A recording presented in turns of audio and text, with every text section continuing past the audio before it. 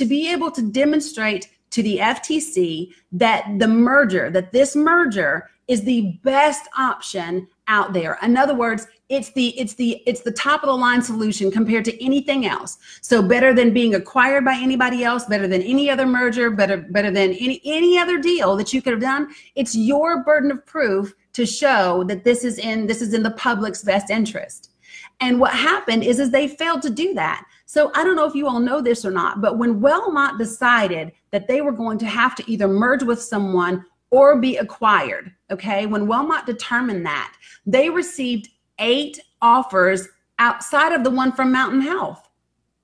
There were 8 other offers on the board. And what Ballad never did was lay out those 8 other options in comparison to this merger.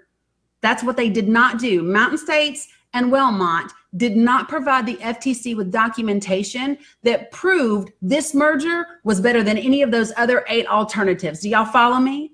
And so because of that, the FTC said, oh, no, we're not buying it. So listen, I'm going to give you just a little bit of information. Holy geez. I'm just going to read. This is from Alexis Gilman. She is the Assistant Director for the Mergers 4 Division at the Federal Trade Commission. This is from November 21st, 2016. They submitted things all the way up until July 2018. And you can find these documents online. I will put the links up for you so that you can research them yourself. But here's the deal. She says, good evening. I'm Alexis Gilman, the Assistant Director for the Mergers 4 Division at the Federal Trade Commission. These remarks reflect the views of FTC staff regarding the potential issuance of a Certificate of Public Advantage, or COPA, for the proposed merger of Mountain States and Wellmont. While these remarks do not necessarily represent the views of the Commission has authorized me to appear before you today. My remarks tonight highlight only a few key points from the written public statement submitted by FTC staff. I will give you the links to the staff. Joshua, I don't know. I haven't researched that far. I mean, literally, this is like day 4, folks. Day 4. So I will, but no. Okay, so listen.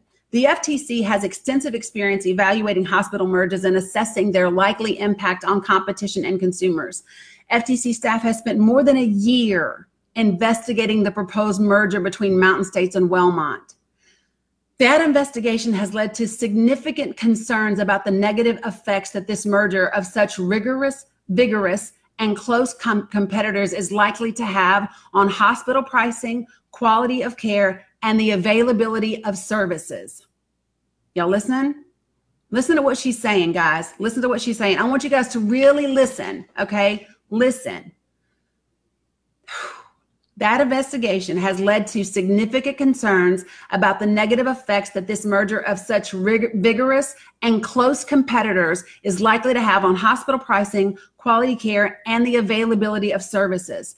Together, the hospitals would have a dominant market share of inpatient services and a significant market share in several outpatient and physician specialty service lines in the 21 county area which they propose to serve. Now, I'm going to stop right there, and I want to share with you what she's talking about.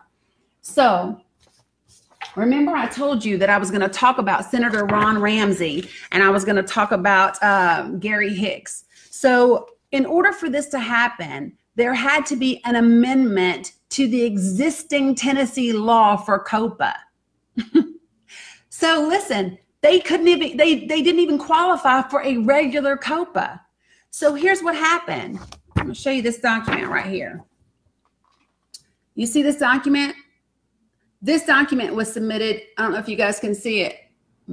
See right here where it says Crow and Ramsey? Y'all see that? Okay. So here's what happens. When you go to do a hospital merger, what they tell you is that you can only have, let's say there's 10 cardiovascular surgeons or 10 cardiologists or 10, I don't know, neurologists. Let's say there's 10 neurologists or 10 cardiologists, someone in a specialty field.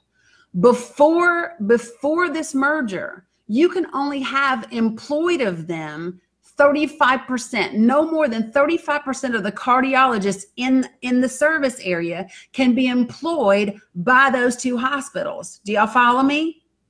So listen, they filed for a physician waiver. Do y'all see this? This is called an employed physician waiver. And what they did was they said, hey, we want a waiver outside of this because I want you to just look. In cardiology for Holston Valley, 100% of the cardiologists were already employed. 100% of them in India Path were already employed. You're looking at, so listen, not only do they have a monopoly on inpatient care, they have a monopoly on the doctors and the specialty doctors. So let's just say you want to go for a second opinion, people, and you want to go to a different cardiologist. Well, the cardiologist that you're going to go to, unless you go outside of this service area, is going to be a Ballad employee. That should be concerning to you. I would want to get a second opinion from someone who's outside of the network.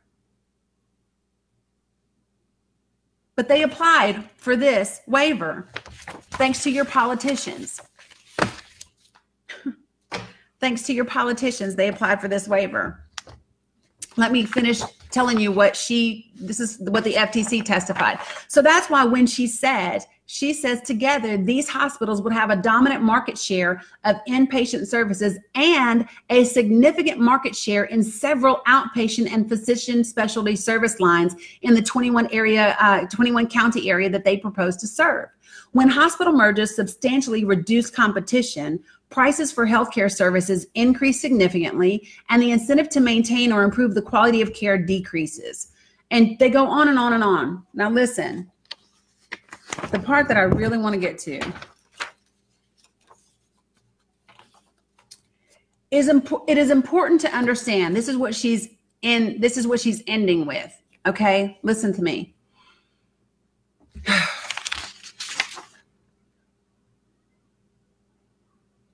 All right. In short, even the revised commitments proposed by Mountain States and Wellmont still fail to provide sufficient detail to evaluate whether these benefits will be achieved. We appreciate the serious healthcare challenges faced by the local community, and we encourage ongoing regional and state level efforts to address these problems. The hospitals, however, have not sufficiently justified why this highly anti-competitive merger is necessary and the only way. She actually put this in italics. She said they haven't proved why it's necessary and the only way to achieve their claimed benefits. They have failed to show why they cannot pursue alternatives short of a merger to achieve many of their claimed healthcare benefits without the risk of harm to competition and the need for the department to impose and monitor burdensome and complex regulation. The Tennessee Hospital Cooperative Act requires the hospitals to show by clear and convincing evidence that the benefits of the merger outweigh the harm from the loss of competition. They have fallen far short of that standard. Additionally, it's important to understand that once a merger is consummated, whether under a COPA or otherwise, it is extremely difficult to unwind. The plan of separation submitted by hospitals does little to alleviate the significant challenges of unscrambling the egg following a hospital merger, particularly one of this size. Approving this COPA means risking that the merger will become permanent. Meanwhile, the constraints on the parties and the commitments they propose are apparently intended to end after 10 years. If that happens, the region will have a virtual hospital monopolist unconstrained by meaningful competition or state regulation. In other words, the parties' commitments appear to be temporary. Y'all, listen, this COPA is only for 10 years. The parties' commitments appear to be temporary, but the harm to Tennessee consumers could be permanent. Thus, we recommend that the Tennessee Department of Health deny the hospital's COPA application. So, folks, what I want you to do, you got to blow up your folks and ask them why. The FTC sent people to testify 3 times. They submitted public comments 3 times and said, why in the world would you do this? This is going to be a monopoly and it's going to hurt your people. And we are telling you, do not do this, do not do this, do not do this. Now, I'm going to share with you why I think, I don't need that one anymore, why I think we have a legal loophole. All right, are y'all ready? You ready for me to give you a little hope now? I'm going to give you a little hope. All right. Rusty Crowe, as we know, submitted legislation on the behalf of Ballad. Well, Rusty Crowe is a senator, correct? So he is part of the state, right? Y'all got me? Rusty Crowe is the state because he's a senator, okay? He submitted legislation on Ballad's behalf. Now, so what we would want to do here is we would want to file complaints with the Department of Justice Antitrust Division. I'm going to tell you why in just a second. And the Antitrust Division of the FTC. And this is why. The state cannot properly regulate Ballad Health if the state is part of Ballad Health. Rusty Crowe represents a direct conflict of interest because he is both the state and he is Ballad at the same time. So because of that, I believe we have a legal precedent and a legal justification to make this state action immunity null and void and have it repealed. Okay, so follow my language again, okay? You cannot have a state monitoring of Ballad Health if a member of Ballad Health is also a member of the state. So this is why you want to contact the Antitrust Division of the Department of Justice and the Antitrust Division of the FTC. Am I making y'all happy now? Okay, now this is where I'm going to make you even happier. Earlier this year, the FTC decided that they were going to hold an exemptions and immunities roundtable. In other words, they wanted to find out, hey, we got to have some conversations. A lot of these hospitals are merging together. We need to start really looking out and finding out about exemptions and immunities and having really good conversations. So while they were doing this, apparently somebody brought up Ballad Health. And I'm going to tell you why I know that somebody brought up Ballad Health is because on August 10th, 2008, who is this? Let me give you his name. Jeffrey Brennan. Jeffrey Brennan belongs to a law firm, McDermott, Will, and Emery. They are the law firm for Ballad Health, okay? And he sent this email communication to the Honorable Makan, I hope I'm saying is not right. It's M-A-K-A-N Delrahim, D-E-L-R-A-H-I-M. Don't worry, I'm going to put all this up on my page for you. Both DOJ and FTC, and you're going to want the antitrust divisions. If you'll hold tight, I'm actually going to give you the phone numbers and the email addresses, okay? I got you covered, loves. All right, so here's the deal. He sent this as a response to them, and he said, listen, I'm submitting these comments as counsel for Ballad Health. And he was talking about, hey, I want to tell you all the reasons why our merger was passed and why our COPA is so great and all of that. I'm going to put the link up, Hunter. Give me a minute. I'm going to put links up. I'm going to give you emails. I'm going to give you phone numbers. I'm going to give you all of that. Give me just a second. So he basically submitted this to them, trying to explain why they were good to go and why that they didn't have, why they should have state action immunity, which I just told you why I believe they don't. Okay. So here is one of the things that was part of it. There's 4 bullet points, but I want y'all to focus on bullet point that I'm going to give you right now. There's supposed to be an overseeing. The department must also evaluate the potential disadvantages attributed to a reduction in the competition following the merger. So follow me. The extent of any likely adverse impact on patients in the quality, availability, and price of healthcare services. I have already had you guys tell me that there's been increase in prices on certain services, but we all know that they are proposing a direct impact in the availability of services. So this is what you're going to do. Y'all ready? Can I take a drink of water? Hold on, I'm going to give it to you.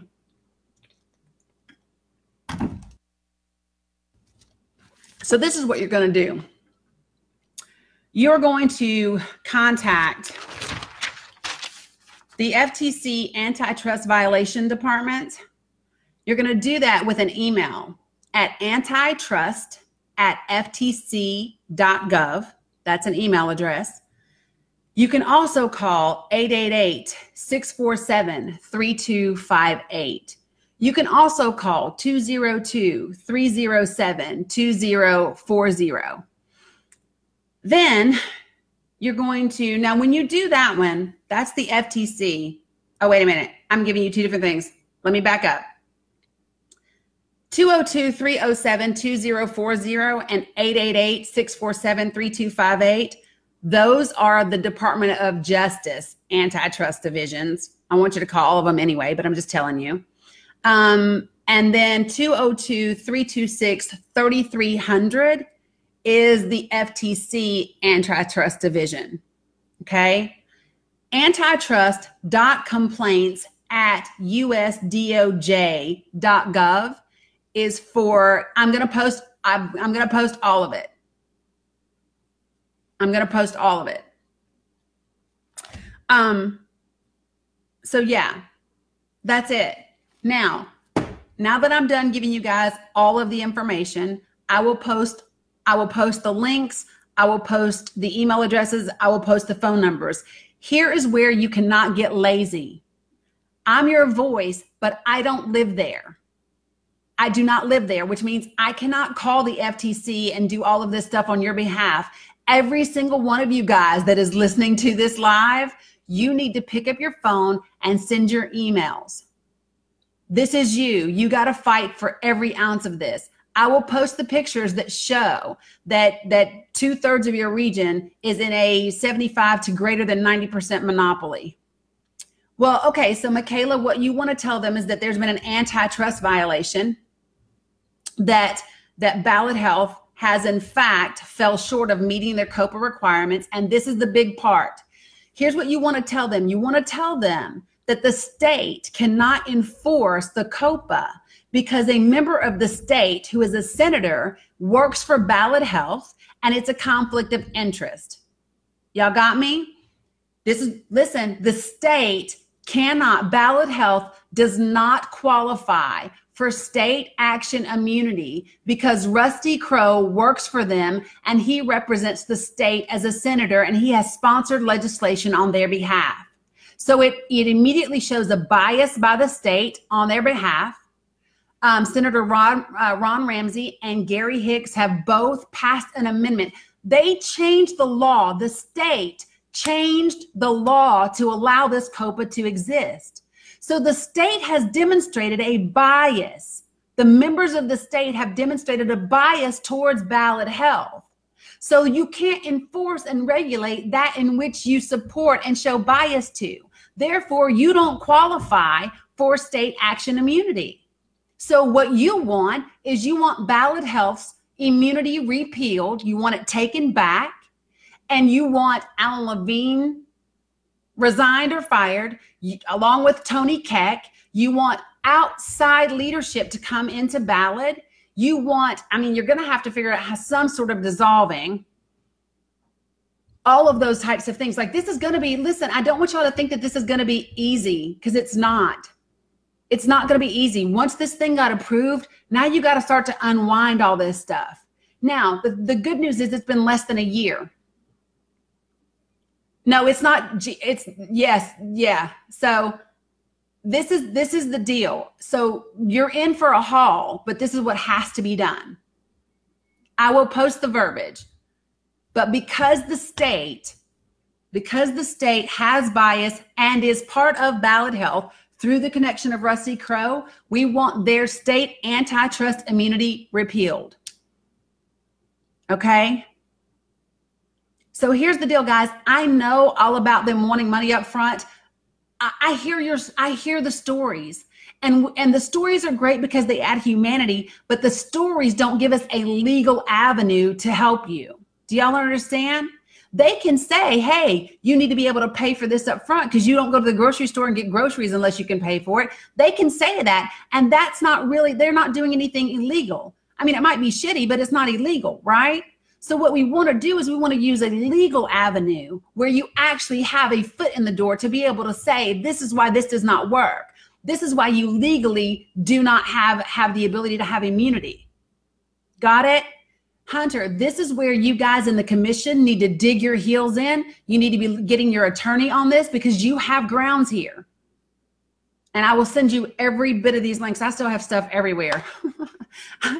To the people who have helped me, to the people who have helped me dig and talk to me and all of those types of things, I'm forever grateful. It's been a full 4 days, but at the end of this, I think that we've done some good. I will tell you this, there's almost 1 million of you, 955,000. And if what we did allows 955,000 people to have access to healthcare and to not be railroaded by this organization, I'm all for this. It was a great use of my time. I'm still going to continue to dig for anything else legally that helps give us a foothold. But I wanted you all to have this information, and I didn't want to wait until tonight. Okay. So phone calls tomorrow, emails tomorrow. As soon as I get off here, I'm going to put all of this information at the top of this live for you. Okay. So I want you guys to do it. Don't stop until your voices are heard.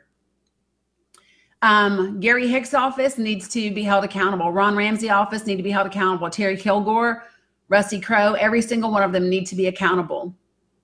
Your health and well-being depends on this. And then there's got to be conversations. Let me tell you guys this. I love you too, Brenda. There's got to be conversations on how to revitalize your area. There's got to be conversations. You know, they keep putting up things like the Pinnacle and shopping malls and things like that. We want someone to, we want like, you know, do y'all remember when like Raytheon was there, you know, and then it was Ball Corporation and all of that. And now Bristol Compressors is going, you know, King Pharmaceuticals at one time was really alive and thriving. There's got to be some ways that your government officials there can start to make it attractive again. I know the casino's coming, but we need more than that. Okay.